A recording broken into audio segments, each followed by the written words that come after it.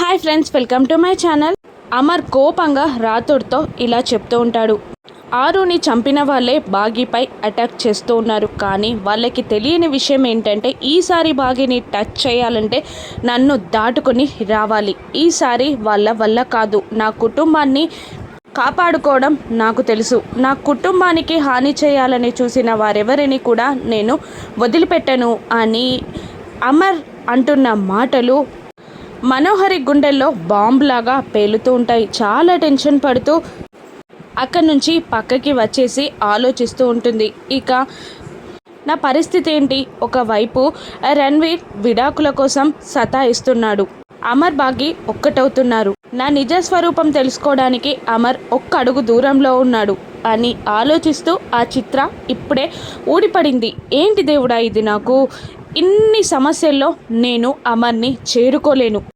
ఏం చేయాలి ఇప్పుడు అని అనుకుంటూ ఉంటుంది. మరోవైపు నిర్మలమ్మ గారు వచ్చి అమర్ని భోజనానికి రమ్మని పిలుస్తూ ఉంటుంది. ఇక అలా ఆలోచిస్తున్న మను దగ్గరికి ఆరు వస్తుంది. ఇంకా మాటలతో విసిగించడం స్టార్ట్ చేస్తుంది. ఫస్ట్ చెడు గెలిచినా కూడా ఆ తర్వాత మంచే గెలుస్తుంది. తప్పు చేసిన వాళ్ళు ఎప్పుడు గెలవరు అని అంటూ మనుని బెదిరించడం స్టార్ట్ చేస్తుంది. ఏంటి, నేనేం చెడ్డ పని చేశాను అని అంటూ ఉండగా నేనేదో క్యాజువల్గా చెప్పాను అని అంటూ ఉంటుంది. ఆరు, ఇంతకు ముందు టైం అయిపోయింది వెళ్ళిపోవాలి అని ఏదేదో అన్నావు అని మనోహరి అడగగానే అదే లంచ్ టైం అయిపోయింది, మనం వెళ్ళకపోతే ఎవరికైనా ఫుడ్ పెట్టేస్తారని చెప్తున్నాను అంటూ మనోహరిని లాక్కొని వెళ్ళిపోతాడు. ఇక మనోహరి, చిత్ర అందరూ అక్కడ తినడానికి కూర్చోగా ఆరు రాథోడ్తో ఏదో మాట్లాడి పక్కకి వెళ్తుంది. ఇక మనోహరి ఒక సీట్ని పక్కకి ఆపి ఆ పక్కన కూర్చుంటుంది. అమర్ ముందు మంచిగా యాక్టింగ్ చేయాలని అనుకుంటూ ఉంటుంది మనోహరి. ఎందుకమ్మా నీ స్నేహితురాలి పక్కన కూర్చోక కాస్త స్థలం వదిలావు, పక్కన కూర్చో అని నిర్మలమ్మ గారు అనగానే, లేదంటే అది ఆరు కోసం వదిలేలా స్థలం. ఆశ్రమంలో మేమెప్పుడు ఇలాగే పక్క పక్కన కూర్చొని భోజనం చేసేవాళ్ళం. ఆరు ఇక్కడ లేకపోయినా నా మనసులో ఎప్పుడు అలా నిలబడిపోతుంది ఆరు. అందుకనే తన కోసం స్థలం వదిలి కూర్చొని తినాలని తనని గుర్తు చేసుకుంటున్నానంటీ అని అనగానే అమర్ హార్ట్ టచింగ్గా ఫీల్ అవుతాడు. మరోవైపు మనోహరికి చిత్ర ఒక పక్కన కూర్చుంటుంది. నేను కూడా మనోహరి పక్కన కూర్చొని ముగ్గురం కలిసి మాట్లాడుకుంటూ భోజనం చేసేవాళ్ళం అని చిత్ర కూడా అంటూ ఉంటుంది. ఈ నసేంట్రా దేవుడా అని మనోహరి అనుకుంటూ ఉంటుంది. అమర్, రాథోడ్, నిర్మలమ్మ గారు, సదాశివం గారు కలిసి భోజనాలు వడ్డిస్తూ ఉంటారు. ఇక అనామికని కూడా కూర్చోమనగా వెళ్ళి ఖాళీగా ఉన్న ప్లేస్లో మనోహరి పక్కన కూర్చుంటుంది. దాంతో కోపంతో రగిలిపోతూ ఉంటుంది. మను, ఇక్కడ ఎందుకు కూర్చున్నావు అని అనగానే అందరూ షాక్ అయి అటువైపు చూడగా ఖాళీ ఉందని కూర్చున్నాను అని భయంగా చెప్తూ ఉంటుంది అనామిక.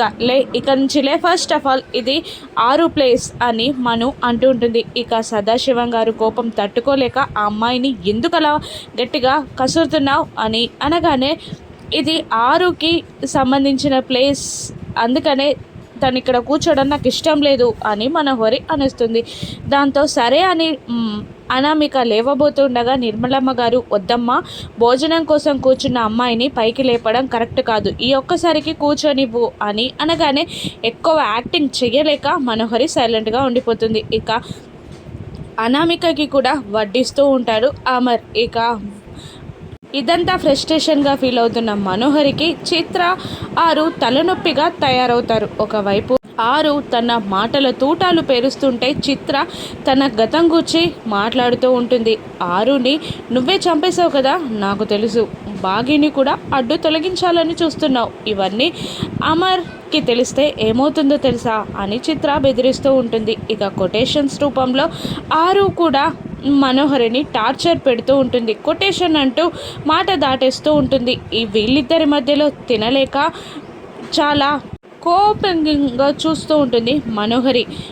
నీకేం కావాలి అని మను చిత్రాన్ని అడగగానే, నువ్వు ఆరుని తప్పించి బాగిని కూడా చంపాలని చూస్తున్నావు, నన్ను కూడా ఏదైనా చేస్తావు, కానీ నువ్వు సెటిల్ అయినట్టే నాకు కూడా సెటిల్ కావాలనిపిస్తుంది, నాకేదైనా దారి చూయించు, నాకు కావాల్సింది డబ్బు అంతే అని సింపుల్గా చెప్పేస్తుంది చిత్ర. నేను చూసుకుంటా, ఈ విషయాలన్నీ అమర్కి చెప్పకు అని అంటూ ఉంటుంది మను.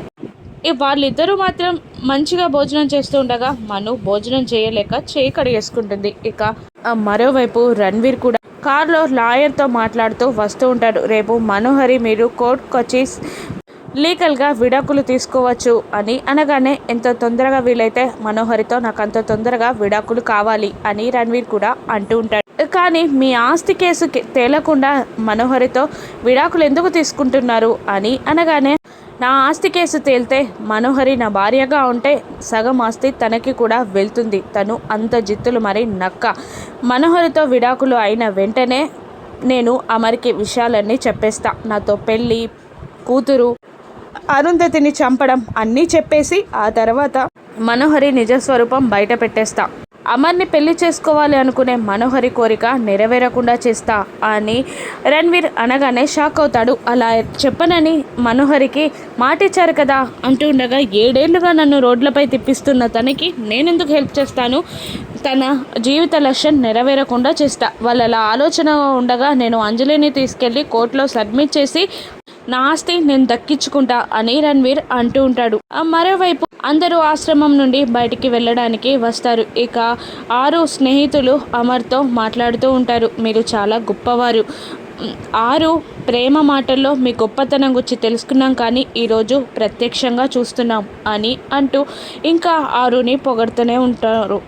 ఆ తర్వాత మీరు ఎక్కడికి వెళ్ళాలి అని సదాశివం గారు అడగగానే మేము సరస్వతి మేడం వార్డెన్ని కలిసి అక్కడ నుండి మా ఊర్లోకి వెళ్ళిపోతాం అని అంటూ ఉంటారు. అప్పుడు సదాశివం గారు రాథోడ్తో మీ అందరినీ రాథోడ్ కార్లో సదాశివం చెప్తూ ఉంటారు.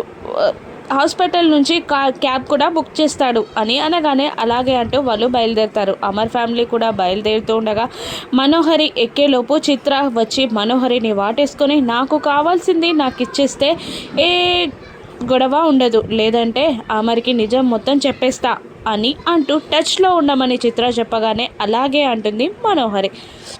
మరోవైపు రాత్రిపూట భోజనాలు తినిపిస్తూ ఉంటుంది అనామిక పిల్లలందరికీ. ఆకాష్ నాకొద్దు అని మారం చేస్తూ ఉండగా అనామిక పట్టించుకోదు. నా మాట నువ్వు పట్టించుకోవా అని ఆకాష్ అడుగుతూ ఉండగా నా మాట నువ్వు పట్టించుకుంటున్నావా, నీ మాట నేను పట్టించుకోవడానికి అని అంటూ ఉంటుంది 6. ఇక బలవంతంగా భోజనాన్ని ముద్దలుగా కలిపి చిన్న పిల్లాడికి తినిపించినట్టు తినిపిస్తూ ఉంటుంది ఆకాష్కి. నువ్వు కడుపు లైట్గా ఉండాలని లైట్గా తింటే రాత్రి కూడా లైట్గా నిద్ర పడుతుంది, అటువంటప్పుడు తెల్లారి లేచి ఎనర్జెటిక్గా ఎలా చదువుకుంటావు అని అంటూ బుజ్జగిస్తూ ఆకాష్కి తినిపిస్తూ ఉంటుంది 6. ఆ మాటలన్నీ వింటున్న మిగతా పిల్లలకి 6 వచ్చి ఆకాష్కి తినిపిస్తున్నట్టు ఫీల్ అవుతూ గతంలోకి వెళ్ళి జ్ఞాపకాలన్నీ గుర్తు తెచ్చుకుంటూ ఉంటారు.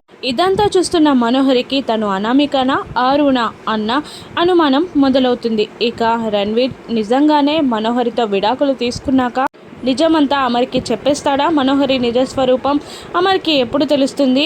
రాను ఎపిసోడ్స్లో చూద్దాం.